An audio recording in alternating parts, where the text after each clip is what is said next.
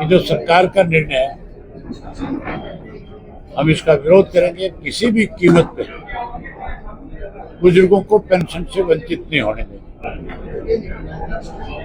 ये पेंशन जब बनाई गई थी तो कोई शर्त नहीं थी इसमें, तब केवल ये लिखा हुआ था कि जिसकी आयु 65 साल हो जाएगी उसको 100 रुपया महीना सम्मान पेंशन का वापिस लेना। फिर हुड्डा ने इस पेंशन को काटने का प्रयास किया, उसे भी मजबूर किया। अब बीजेपी अपने किए हुए वायदों को पूरा करने की बजाय लोगों को परेशान करने में लगी हुई है। नवंबर के महीने में मुख्यमंत्री ने घोषणा करी थी कि पेंशन 3200 रुपए करेंगे। पेंशन 3200 रुपए नवंबर से देनी चाहिए थी। देने की बजाय 75,000 लोगों को पेंशन से वंचित किया जा रहा है। ये पेंशन चौधरी देवीलाल की दी हुई है।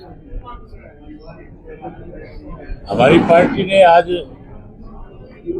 विशेष रूप से इसीलिए मीटिंग बुलाई कि जो सरकार का निर्णय है, हम इसका विरोध करेंगे। किसी भी कीमत पे बुजुर्गों को पेंशन से वंचित नहीं होने देंगे।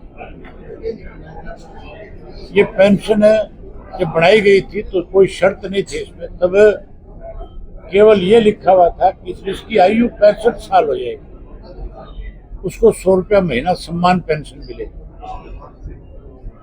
ये 65 वर्ष से कम होती होती 60 वर्ष की उम्र पे आ गई। बनाई चौधरी देवीलाल ने, इसको बढ़ाने की शुरुआत चौधरी ओम प्रकाश चौटाला ने की। चौटाला साहब ने इसको बढ़ाया पेंशन, और बीच में कांग्रेस ने भी इसको काटने के प्रयास किया। इस पे कंडीशन लगाई, चौधरी भजनलाल ने 4 एकड़ की कंडीशन लगाई थी।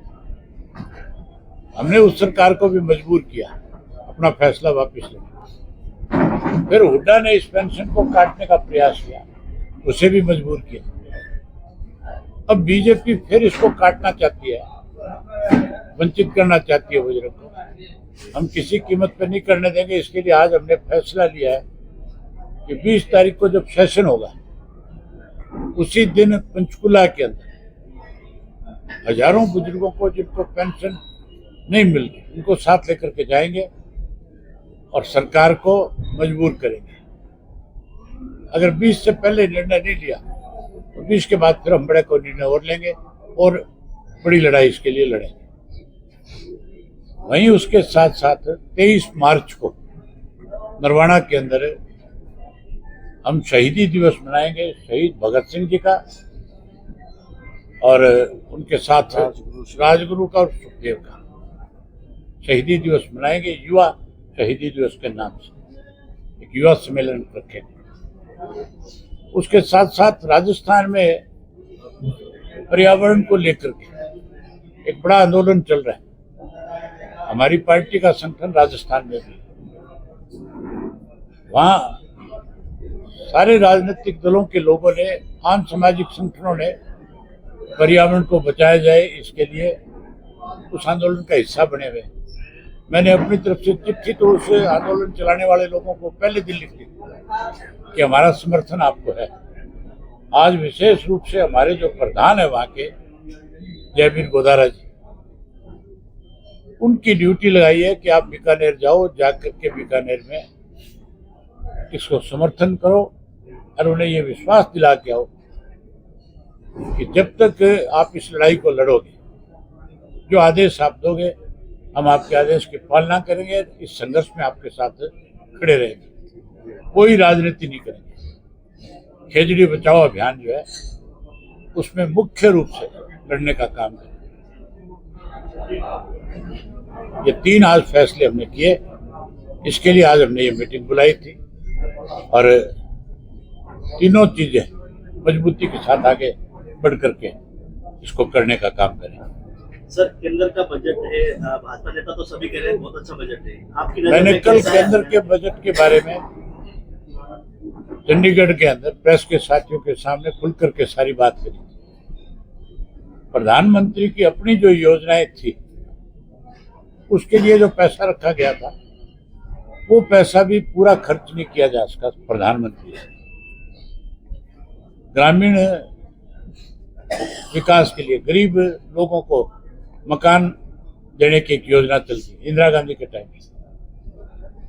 उस योजना के अंदर भी करीब कोई मेरे ख्याल कितना 67,000 करोड़ रुपए का बजट था या 57,000 करोड़ का बजट था। उसका आधा पैसा भी खर्च नहीं कर पाए।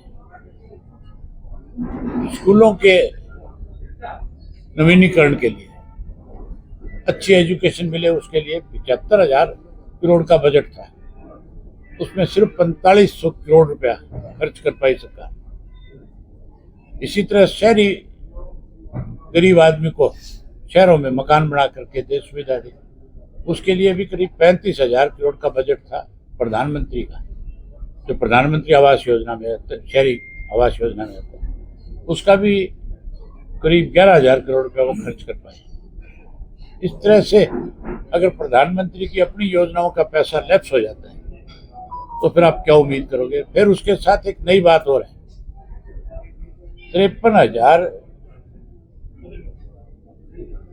53 लाख 5 करोड़ का बजट है।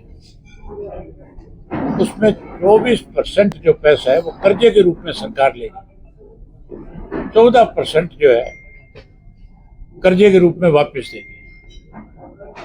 तो फिर बजट कहाँ रहेगा, कहाँ से पैसा आएगा, कहाँ खर्च करोगे। वो पैसा तो अलग है जो आपकी तनख्वाहों में देना है, जो खर्चे वो अलग है। बाकी जुम्मे लगाए मैंने पार्टी ऑफिस के कि इसको बारीकी से इसकी जांच करो। हमारा जब बजट आएगा उस वक्त हमारे दोनों विधायक इस पर चर्चा करेंगे। ये केंद्र का तुम्हारा ये हाल है, स्टेट में बजट लेके आ रहे हैं, 3 लाख करोड़ से ज्यादा का कर्जा है। जिस सरकार पे 3 लाख करोड़ से ज्यादा का कर्जा, उससे आप क्या उम्मीद करोगे कि वो डेवलपमेंट करेगी। वो तो कर्जे का भुगतान जो है, ब्याज भुगतान करने में भी असमर्थ है सरकार। तनख्वाह देना तो बहुत दूर की बात है। नरेगा के अंदर 40% का जो किया इन्होंने कि स्टेट देगी, तो स्टेट 40% कहाँ से दे देगी। स्टेट के पास तो कर्जा ही कर्जा है। तो नरेगा बंद हो जाएगी, गरीब आदमी को सबसे बड़ा नुकसान होगा इसमें। जो कांग्रेस इस मुद्दे को लेकर धरना दे रही तो जायज है बात है। कांग्रेस ने मेरी ख्याल तो कहीं धरना दिया नहीं। पहली बात, कांग्रेस में इतना मादा नहीं है कि वो मैदान में आकर के लड़ सके। अखबारों में लड़ सकती है कांग्रेस। जंग की लड़ाई तो इंडियन नेशनल लोकदल पार्टी ने लड़ी। ये पानी का इशू था, चाहे बिजली के रेट बढ़े थे, और चाहे आज पेंशन का मामला है। ये लड़ाई केवल हमारा कार्यकर्ता लड़ सकता है, कांग्रेस का बस। कांग्रेस तो आपस में लड़ सकती है। निकाय चुनाव को लेकर सर क्या रणनीति रहेगी? हमने जो 3 निकाय के चुनाव है, जहाँ मेयर के चुनाव बने, वहाँ पार्टी सिंबल पे लड़ेंगे।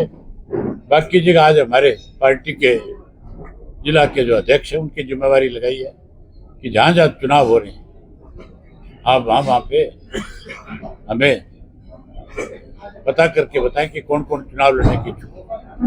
उसका फैसला बाद में। निकट भविष्य में जाट शिक्षण संस्थान के चुनाव भी होने हैं। पिछली बार आपकी पार्टी ने सिंबल पर लड़ा, काफी सारे पदाधिकारी। क्या इस बार पार्टी सिंबल पर चुनाव लड़ा जाएगा? हमने कभी भी नहीं लड़ा सिंबल।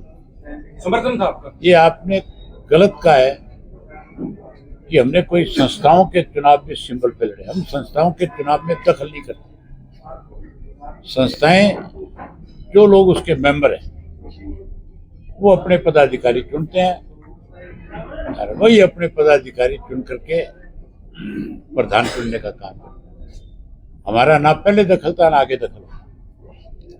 सर, ग्रामीण सभा की जैसे मीटिंग बुलाते हैं सरपंच, पूरे मेंबर नहीं आते, वहीं पर सरकार की तरफ से हिदायत है कि मेंबर पूरे आने चाहिए।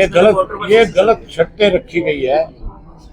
ये कहीं ना कहीं गांव का विकास रोकने की एक योजना है, या सरकार की योजना ये भी है इसमें कि जो सरकार की मर्जी से सरपंच काम नहीं कर रहा, उन सरपंचों को कैसे रोका जाए। इसलिए ग्राम सभा की शर्त लगा दी, और ग्राम सभा की पूरी काउंटिंग जो है वो अधूरी दिखाई जाएगी, सरपंच के खिलाफ एक्शन ले लेंगे। अपनी मर्जी का एडमिनिस्ट्रेटर लगा करके लूटपाट करने का काम करें। इस पे राजनीति हो रही है, गलत है। जिस तरह से आपने बात की बुढ़ापा पेंशन को लेकर समाज योजना जो चौधरी देवीलाल ने शुरू की, लेकिन अब जिस तरह से बात आ रही है काटने की, तो सरकार की ये भी दलील है कि अगर कोई 2 पेंशन ले रहा है, 3 पेंशन ले रहा है, हमारी उस तरह से हम लोग अगर एक एमएलए विधानसभा से पेंशन लेता है, राज्यसभा का या मेंबर पार्लियामेंट बना जाता है, वहां से भी लेता है, अगर उसको अधिकार है तो उस बुजुर्ग को भी अधिकार है जिसकी उम्र 60 वर्ष है। आप उसके अधिकार पे डाका नहीं डाल सकते। सदन में भी उठाएंगे ये मामला? बिल्कुल उठाएंगे, क्यों नहीं उठाएंगे। हम सदन में नहीं, पहले ही नाक में दम कर देंगे। कई राज्यों में एसआई और चुनाव आयोग को लेकर विरोध है, ममता बनर्जी ने भी किया है, तो इसके बारे में हमने पहले दिन इस बात को लेकर के विरोध किया था कि इलेक्शन कमीशन इंडिपेंडेंट होना चाहिए, ना कि सरकार का एजेंट के रूप में काम करे। आज चुनाव आयोग जो है वो सरकारी एजेंसी है, इंडिपेंडेंट नहीं है। सर यहाँ से पूर्व विधायक बरवाला से रामनिवास घोडेला कई बार बात होती थी, आपके चर्चे बड़े करते हैं, कहीं ना कहीं लगता है कि आने वाले समय में वो भी पार्टी की तरफ इन लोग तरफ आए।